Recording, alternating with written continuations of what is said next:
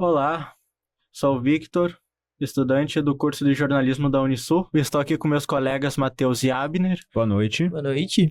e hoje vamos fazer um breve debate sobre os artigos 5º e 6º do Código de Ética dos Jornalistas Brasileiros.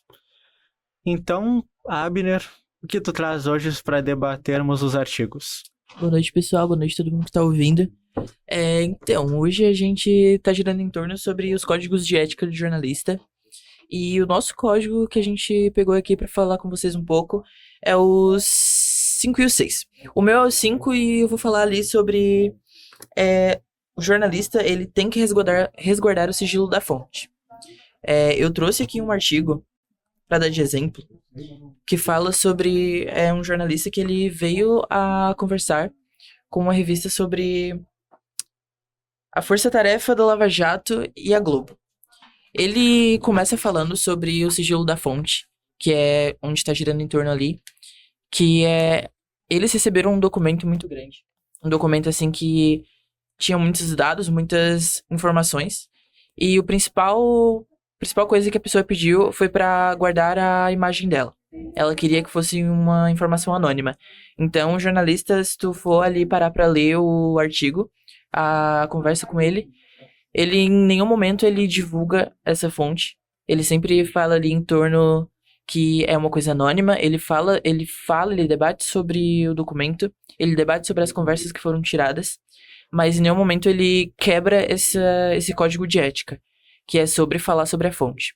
Sem citar nem imagem nem nome, né? Exatamente. Nada ligado à pessoa. Eu acredito que o código de ética ali sobre resguardar o sigilo, ela cabe em todas as situações. Seja ela numa notícia grande ou notícia local que possa ter essa diferença, né? Eu acho que o jornalista ele tem que tomar esse cuidado, independente de qual seja a informação, porque a informação ela sempre tem que ser passada. E até pelo peso da notícia também, né? Exatamente.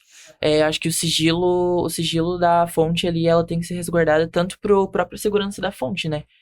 Esse caso aqui que eu peguei foi sobre a Lava Jato, sobre o governo, sobre uma das maiores emissoras da Globo, então eu acredito que a pessoa ela teve esse pensamento, e sem falar que o documento foi um dossiê de informações, né? É muito Ele grande. fala ali numa parte que ele fala sobre ter que analisar a informação, ter que analisar de onde veio todas essas coisas, porque a credibilidade pode ser perdida, independente de qual seja a notícia, a credibilidade ela tem que ser mantida. E Sim. essa credibilidade eu acho que o jornalista ele ganha em relação a esses códigos de ética, né? Sim, se ele mantém o código, né? Se ele respeita o código, respeita a fonte e as pessoas, quem vai ler também. Então ele mantém a credibilidade e continua. O Glenn ali, ele fala numa parte da entrevista que eles têm que seguir tudo à risca, porque qualquer deslize pode ser um motivo para aquela notícia que pode ser tão importante. Não aquela trazer a notícia... devida veracidade, né? Exato, tipo, as pessoas, o público, eles buscam por saber aquela notícia. Assim que eles veem um deslize, aquela notícia, ela pode perder a veracidade dela, pode perder toda a confiança que ela tinha no público. E aí perde a credibilidade por consequência, né? Ele fala bastante sobre isso. Ótimo. E agora vamos passar o bastão pro Matheus. Boa noite, Vitor, tudo bem? Boa noite, Abner. Boa Tudo certo? noite. Vamos falar um pouco então do 6º artigo? Vamos falar um pouquinho do 6º artigo. O artigo 6º, ele fala sobre essa credibilidade que o Abner comentou também, fala sobre resguardar a fonte, fala sobre a importância do jornalista para a sociedade, fala também sobre... É um artigo bem grande, na verdade, né? Ele fala do dever do jornalista de trazer as informações e o interesse público, ele fala sobre o sigilo ali também. E para exemplificar um pouquinho esse artigo que eu trouxe uma reportagem lá de 2014 que fala da propina na Petrobras, né? E conta um pouquinho assim, que as empresas de fachada, as contas em paraísos fiscais e a lista de empreiteiras e os indícios de corrupção que o ex-diretor Paulo Roberto Costa não conseguiu destruir antes de ser preso. E só um detalhezinho para o pessoal que está acompanhando, vai ter o link das duas notícias na descrição, né? Quem quiser acompanhar as notícias depois, pode acompanhar e até o artigo também, o código também vai estar disponível para o pessoal acompanhar, né? E essa reportagem, ela exemplifica o artigo 6º, que divulga o esquema de corrupção bilionário de uma das maiores estatais do país, cumpre o dever de informar o público sobre as questões de interesse coletivo, protege a identidade da fonte anônima, que, assim como a reportagem que o Abner trouxe, também é um assunto delicado e também a fonte preferiu se resguardar por medo de represálias, de acontecer algum atentado, alguma coisa, é bem compreensível também, né? Respeitou o compromisso ético de não expor quem contribuiu com as informações sigilosas, e a matéria também combate a corrupção, ao revelar os crimes que afetam a política brasileira e a liberdade de expressão. Então, é um artigo complexo, é um artigo grande, é uma notícia um pouco... Já tem 12 anos dessa notícia, 11 anos dessa notícia, mas é um tema bem atual, não deixa de ser um tema atual, até porque os jornalistas eles precisam seguir esse código de ética, então... Mesmo visitando essas notícias mais antigas, a gente consegue ter um bom exemplo e poder o jornalista ou o estudante poder se guiar nisso aí para seguir a sua carreira. E também não é uma situação que não possa ocorrer em outras empresas estatais, né? Exatamente. A Petrobras foi só uma. É um exemplo, né? Um exemplo, mas pode ocorrer, do tipo, foi em 2014? 2014, essa 2014, estamos em 2025, podem ocorrer dentro do Correio, espero que não, né? Mas caso ocorra, os jornalistas têm que tomar essa reportagem como exemplo para não fazer nenhum deslize, trazer o máximo de informações possíveis com a devida apuração, né? Exato. E um detalhe importante também, que eu acabei esquecendo de citar, o jornalista deve seguir muito bem a diretriz de trazer informações sem nenhum viés. Exato. Ele não pode nem colocar as opiniões dele ou de algumas empresas, alguns jornais que acabam querendo sobrepor essa questão. A função de jornalista, a profissão mesmo, exige que as informações sejam publicadas sem nenhum tipo de interesse, sem nenhum viés, com o único compromisso de trazer a verdade para a sociedade. A gente que é estudante de jornalista, a gente escuta desde o início que viés, a tua opinião não importa. Então, tu sempre tem que estar ali no meio, né? O principal que tu tem que fazer é entregar a notícia para as pessoas. Tu não pode entregar um lado, não pode escolher um lado. Então, eu acho que... Não pode tomar posicionamento. Não pode tomar posicionamento. O teu artigo ali, o artigo 6, ele fala também sobre as pessoas... O jornalista, ele tem o direito de entregar a notícia que as pessoas têm direito de saber. O público, ele tem direito de saber.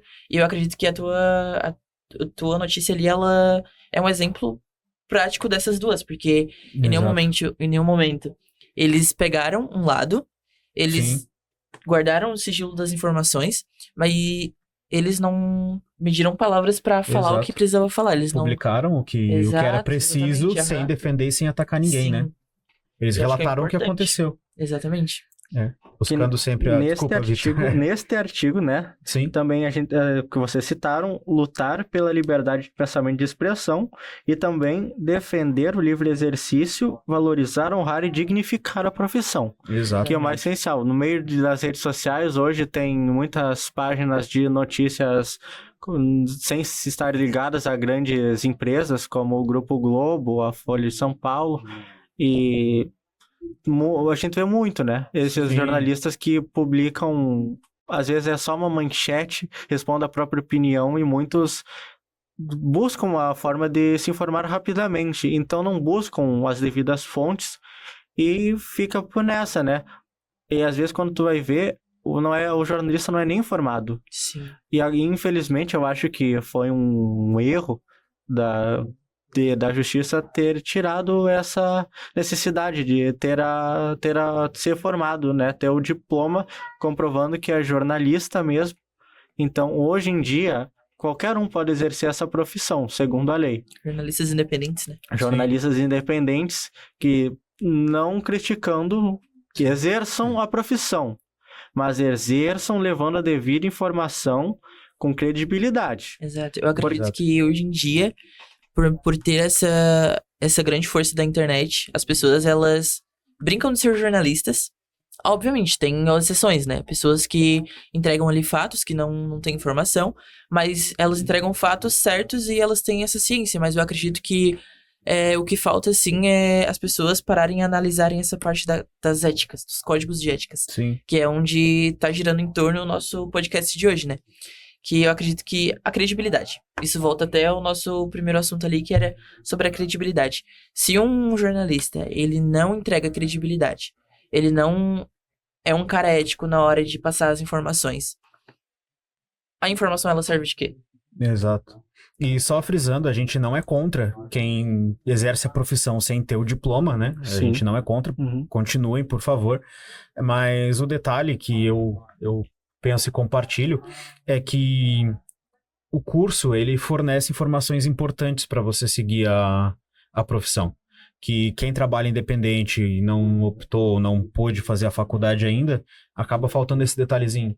Pode fazer um trabalho perfeito, pode ser um jornalista exemplar, mas essas questões que a gente aprende na faculdade, pode acabar faltando um detalhezinho ali. Então, a faculdade, ela ajuda muito, ela prepara muito, e lá na frente faz a diferença.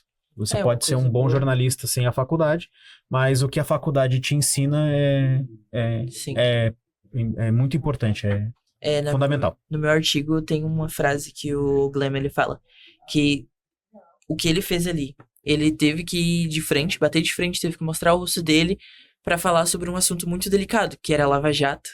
E a Globo e todas as mídias que tinham essa conexão.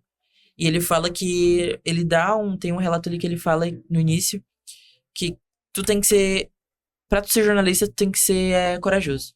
Tem que ser corajoso pra fazer uma coisa dessa. Se tu não Sim. tiver coragem de ir lá dar a tua cara a tapa, tu não Bater de frente com o bater sistema, de frente, tu não tem tu não tá preparado.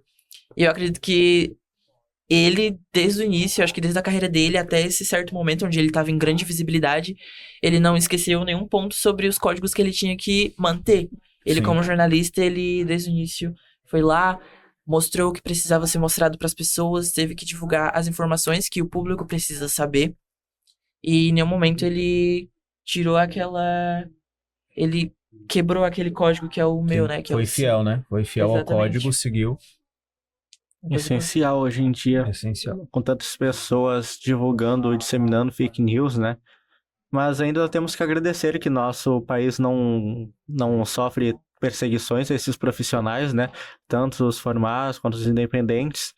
Então, né, seguir sempre que possível dar uma lida nesses artigos é essencial, para não importa a empresa que tu trabalha. Exato. Saber, assim, que tu trabalha para o povo, para levar informações para a sociedade, fazendo isso, tu se torna um jornalista top, né? Sim, Exatamente. Bom, então é isso por hoje. Acho que sim, né? Acreditamos que sim. Finalizamos. Então, esse foi o nosso episódio tratando do 5º e 6º artigo da ética dos jornalistas brasileiros. E no próximo episódio, nossos colegas vão trazer outros artigos para debaterem aqui.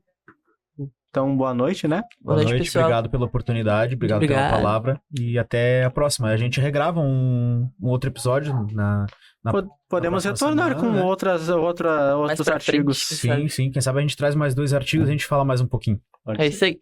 Até lá. Tchau, tchau. Tchau, tchau. Boa noite.